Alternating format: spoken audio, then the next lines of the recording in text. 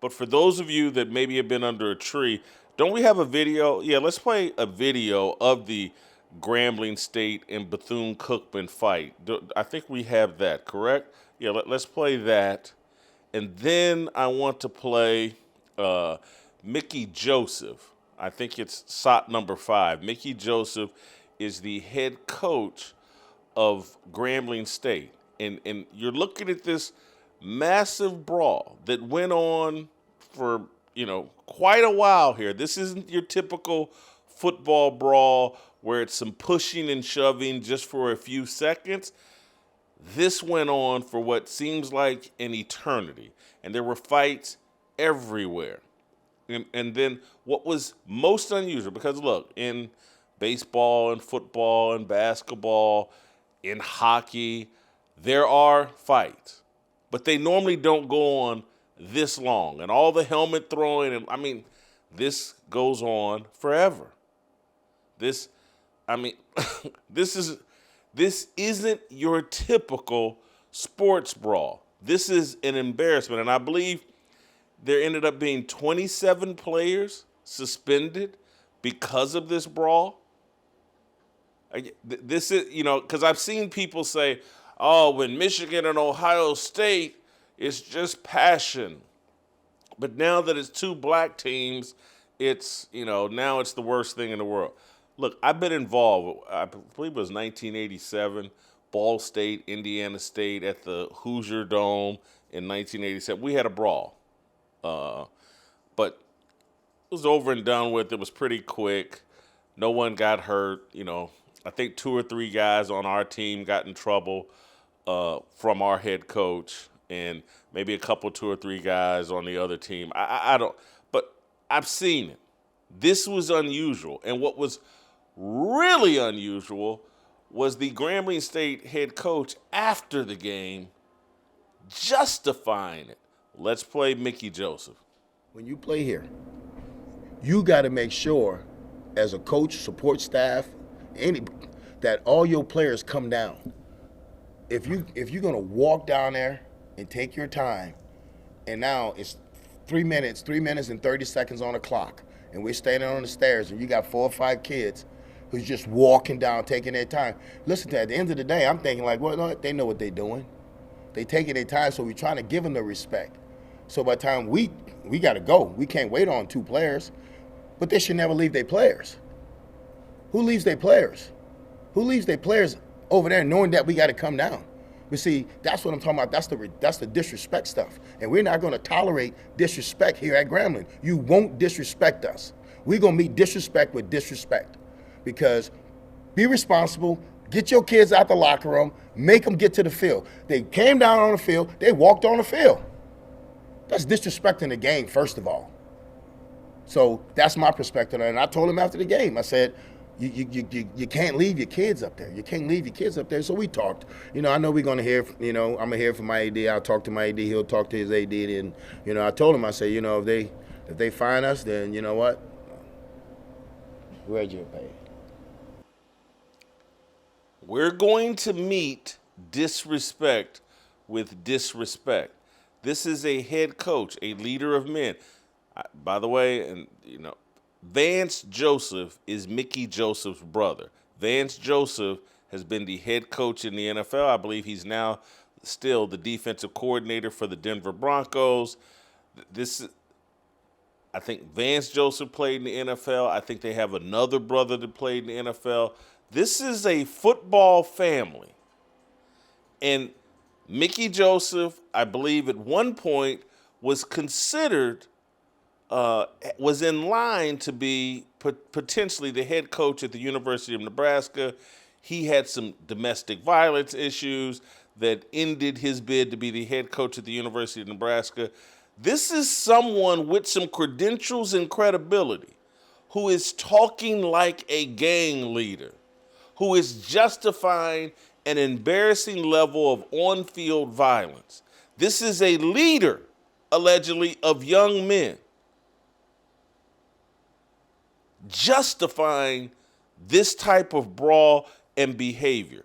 This is again, we love to talk about no one respects black culture, people are critical of black culture. But this is a direct reflection of everything that I've talked about here on this show about disculture.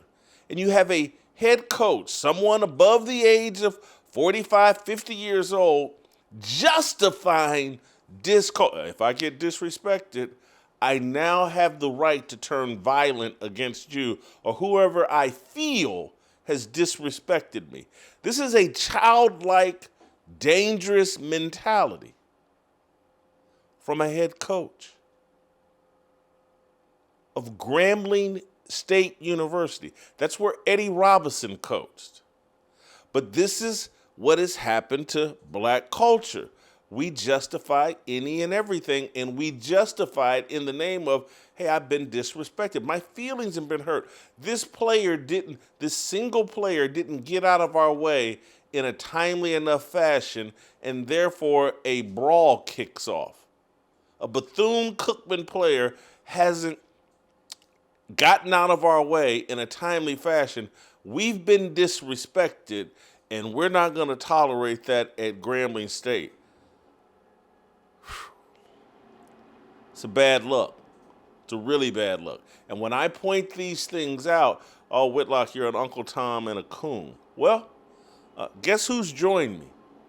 Cam Newton and Deshaun Jackson. Let's start with Deshaun Jackson. No, let's start with Cam Newton. I want to start with Cam because Cam's comments are good and they kind of surprised me and they're longer than Deshaun Jackson's comments. Let's play SOT number 3, Cam Newton. We already are at a deficit with visibility. And we literally just had a civil war over a football game? What? No matter if you're in the MEAC, the SWAC, the SIAC, the OVC, if you're a representation of blackness and black culture, you should look at this and say to yourself, this set us back. What if this was on Fox, ESPN, Peacock, Netflix, Paramount? They're the ones that's signing the checks. They're the ones that's passing approval of budgets. And then we go do some silly stuff like this. All that amplified even more when the first opportunity that you get a mic in front of your face, you say, disrespect will be matched with what, Peggy? Disrespect. You won't disrespect us.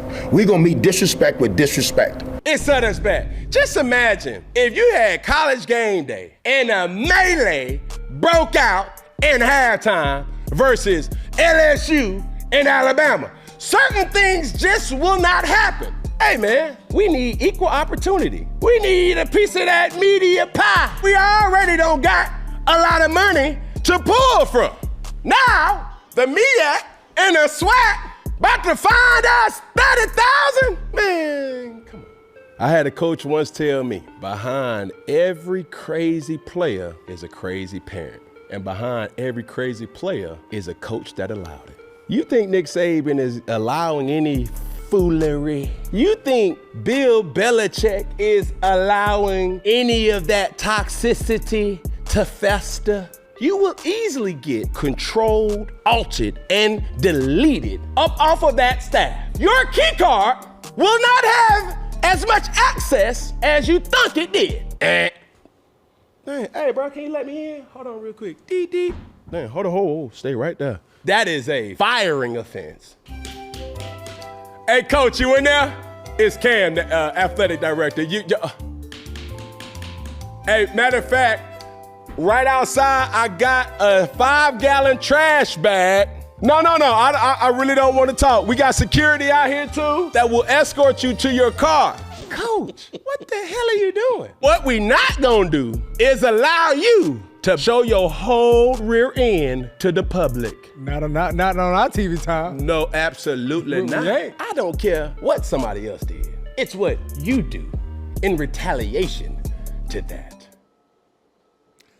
The reason I love this and the reason why I'm calling it progress, and one of the things I have to acknowledge about all of these athletes moving into the media space, they're now acting or moving towards acting like media members. And that means they find themselves having to criticize people who allegedly look like them or share their skin color.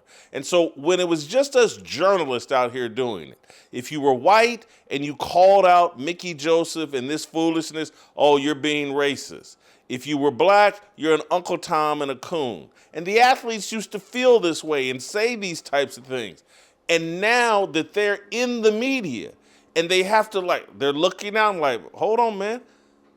There are people that allegedly look like me or share my skin complexion who are doing foolish things that have to be called out. Hats off to Cam Newton for calling it out, for calling balls and strikes. If you enjoyed that video, be sure to hit the like button and subscribe so you never miss a moment of Fearless.